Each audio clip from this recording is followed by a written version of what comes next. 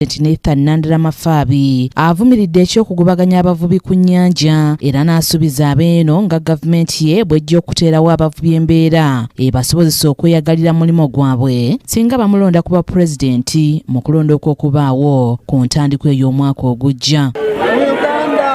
Bwebanga Uganda yaffe fena okugifulamu tunokola ki muntu omukisa embinga abali omusolo. Ono era akolokosa ababaka ba paalamenti abava mu kitundu kino ng'agamba nti tebalina kibakozeewo ku mbeera abavubi gye bayisibwamu so nga bangi agamba bagenda balaganga bwe bali ku lusegere olw'omukulembeze w'eggwanga.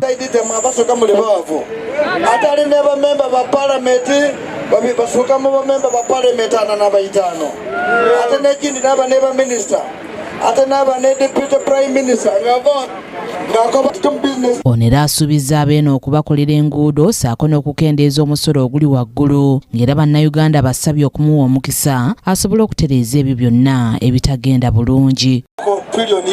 Trillioni meka ye biliyoni emutwalo mulala mumpa omukisa ensooka enzibe abayibe abo balebe okwiba sente dayini enzibe olukufuna neyanziza akalulu akakuuma nenda kubasaba mumpa akalulu n'omutima mulala mumpa akalulu n'omutima